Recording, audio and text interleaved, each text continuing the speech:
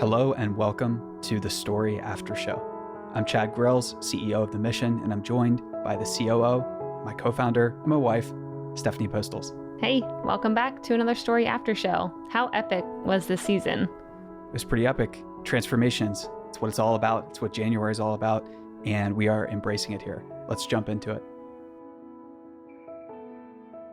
In today's episode, we're talking about two women titans of business, and I have no idea why the media and the press have demonized them in such a horrible way. They sure have, and it's without substance. Both these people are really, really awesome, and we're going to be talking into some of the lessons learned from their careers today. Yep, we are highlighting Meg Whitman and Marissa Meyer. Yes, so if you're familiar with Meg Whitman, she was the former CEO of eBay. She's been at Hasbro, Disney, many other places as an executive. She's a Harvard MBA, and after eBay, she ran for governor of California. That was not a successful bid, but she went on to become the CEO of HP, which is a very large company. And along the way, she encountered doubter after doubter after doubter and hater after hater. And she got to HP. And that was at the point in her career where everyone knew her. She was very, very widely known at that point. And all the press came out about how she didn't know what she was doing and how running the CEO of eBay, just because you were doing stuff with Beanie Babies, it doesn't mean you're going to know how to do an enterprise technology and software business. And I just think it's so absurd that if you're the CEO of a publicly traded company and grow it, and essentially she probably 10x'd it in size or something absurd like that when she was at eBay, to think that that person can't adapt to become CEO of another publicly traded company is wild. Absurd. Yeah. And especially when the people who are writing it, how much familiarity do you think that those journalists, that those reporters who were throwing stones or casting that proverbial shade, whatever it is saying, Yep. What business experience do you think that they had? Yeah, none. And I also think, some people might not like this, but I think journalists and the media are sometimes so much harder on women. You might women disagree. in business. No, women I agree. in business. Like if I a man, agree 200%. In doing Yeah. the research for both of these stories, for Marissa and then for Meg, it's just astonishing how vitriolic and personal a lot of these pieces and attacks were. When you look back through these people's history and do any type of due diligence, you find nice person, works really hard, has a great family.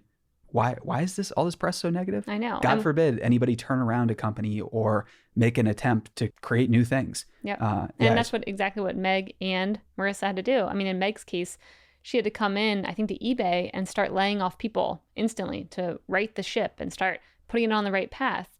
And it takes a really strong person, not even just a woman, a person, to come in and lay people off.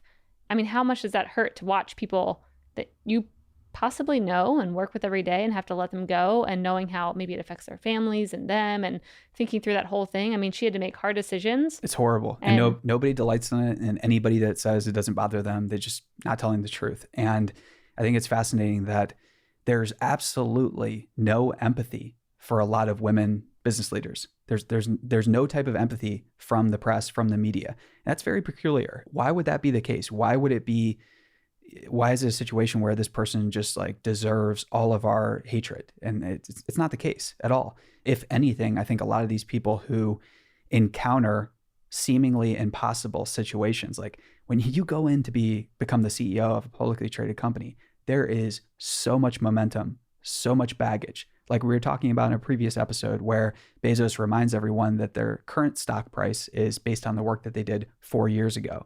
And that in the short run, the stock market is a voting machine. In the long run, it's a weighing machine or something along those lines. Mm-hmm. And when you get into the reins of a company and start being able to control it and manage it, not only are you correcting for years and years of technical debt or legal debt or whatever type of suboptimal solutions people have, basically duct tape that people have thrown on. There's just a litany of things that you have to go through. And the last thing that you want is personal attacks. Yeah, I think sometimes on you while you're doing it. Yeah, I think those attacks can stem possibly, this is my own theory, from women being sometimes a bit more vulnerable and open. So in Meg's case, I think so.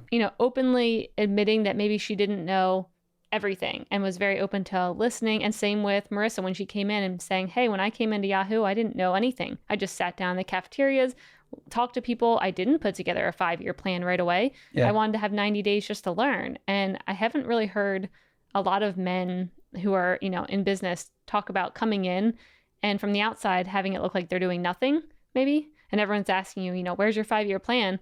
A lot of the people before her had had a plan within a week.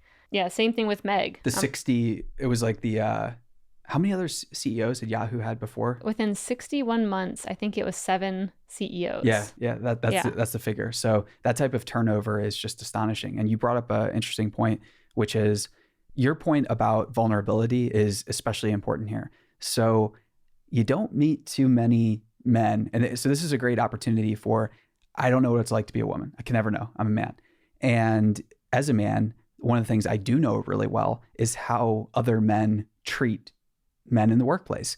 It's pretty horrible a lot of the times. And if you do dare to display vulnerability around a certain set of things, there are a lot of people who, just like crabs in a bucket type thing, will start to pick that apart, or they will extrapolate it into other areas. They will project on it. There's a whole bunch of horrible behavior that I've noticed men, executives, and very senior people who often don't realize that the only reason that they're there is because they just hung out. They stayed longer than everybody else. Mm-hmm. And all the most competent people left that type of organization that's that backwards.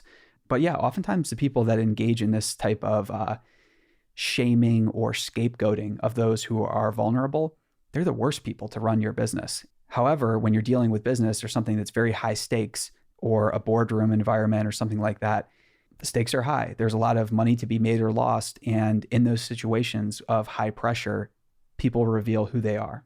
Yep, exactly. On a lighter note, I really like this fun quote from Meg when she was talking about working at eBay, which ties into the vulnerability piece, but really highlights it, I think. She says, "One day a man came into my office. Actually, it was a cubicle. And he said, 'Meg, they're selling cars on eBay.' And I said, 'Simon, they're not selling cars on eBay. Those are the little die-cast cars.' And he said, 'No, look, there's an actual real car in the miscellaneous category.' And I said, 'Well, the least we can do is give him a category.' We became the largest used car dealer in the world," Whitman said. "And it wasn't our idea. Trust me, had we been in a conference room with a bunch of Harvard MBAs, of which I am one, it would not have occurred to us to sell used cars. So that's the only thing I can tell you. Watch, listen, and stay close." I mean, that's pretty vulnerable right there, saying, I'm a Harvard MBA, and we would have never had that idea on our own. I think the recognition that a lot of the trade-offs that are involved with becoming an MBA or an attorney or an engineer are trade-offs in the imagination and creativity department. And with having such an analytical mind and building up such a capacity to do very, very tedious work day in and day out and sit through 8 meetings, 10 meetings a day, the ability to do that is not correlated with creative output at all. And those are just very, very different skill sets. And recognizing that the creativity, the pattern recognition and stuff, that might happen outside of your credentialed area or your walled garden. That's what real leaders are going to recognize. Yep, I agree. And Marissa had a great quote too, that in an interview with the World Economic Forum, this is a stellar interview, you should check it out. The interviewer is kind of asking her a little bit about search engines and the fact that they're collecting so much data and think about you and things like that. And Marissa reminds the interviewer of something very profound, which is you are the query of search engines, and you are the thing, the person, basically the valuable thing that all of these technology companies are trying to figure out. And if you take the approach and the belief that, oh, they know more about you than you know about yourself and they can make better decisions, that is just such a lie. It's not even funny. These companies and the people that work at them are often obsessed with not just serving you ads, but serving you solutions to your problems. And I know that might be a challenging, might be a controversial or contrarian viewpoint, but having met many of these individuals, there's no malice. They're not eager to manipulate people. They are, however, eager to serve you better than a competitor, than an alternative. And I think that Marissa reminds us of something really important, that this is, again, just an alternative way of looking at things, that a lot of these companies are working incredibly hard to serve you. And that by projecting fear or hatred or just demonizing them, that's a very convenient approach to the fact that we have all these free tools around us. All this stuff is free, basically, and it just keeps getting cheaper and cheaper every single year. We can complain about it. We can lobby at Congress. That's fine. We can demand better terms on what we can do or who can do with our data. which I think is a great strategy. But ultimately, just remember that there are many large groups of people out there that are not working against you. They're in fact working to serve you better than the next person. And I think that's a really fun way of looking at the world. Instead of the world conspiring against you, there are many people that are devoting their entire lives and their entire careers to serving millions and millions of people at scale. And that's a really fun thing to remember. Yep. And it also just reminds me of the little instance I had at the coffee shop with you the other day. Oh, yeah. So that's a great example. Yeah, from working at Google, this older gentleman came up to me and I had a pretty obscure jacket on that said, I think, Geo Platforms, which no one ever knows what that is. And this guy was like, do you work on Google Maps? And I was like, yeah. And he had this beautiful story about how, he loves maps, and he's probably in like his 60s or 70s and loves maps, and how it helps him do everything in life. And it helped him arrange with his son for him to propose to his girlfriend. They were up in San Francisco and they were able to put on like location tracking to find each other, and he was able to find them to pass off the ring. It was such a cute story. But afterwards I told Chad, I'm like, man, I think that's the first nice thing someone has ever said to me about Google. Usually when people hear like, oh, you work at Google, it's always, well, let me tell you about, all my search information. Let me tell you why like Maps has all these bugs. And it's just like complaint after complaint. I got used to it. And it was just such a fun story when you were highlighting that about Marissa and Meg and people complaining about stuff that ultimately people are trying to help you. Like a lot of these companies, I mean, I can personally say that they are really trying to make sure you have a great user experience, that they're providing everything they can to make sure that you're enjoying what they're giving you. And that was a great experience of that. Yeah, it was a very cool experience. And I think that what you're saying is important to remember, because a lot of these experiences that are being created are people a decade ago or 2 decades ago. In order to buy that experience, it would have been on the order of a couple $1 million.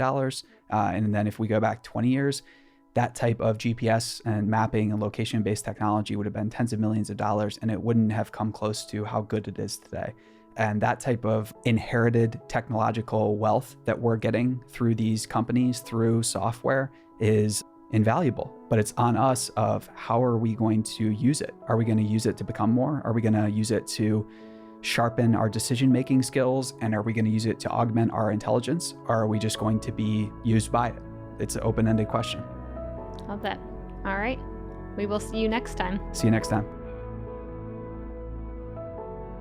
The story is brought to you exclusively by Salesforce, the world's #1 customer relationship management platform. More than 150,000 businesses are using Salesforce to blaze their own trails to success. You can learn more at salesforce.com. The story is created by our team at mission.org, a media company and podcast network.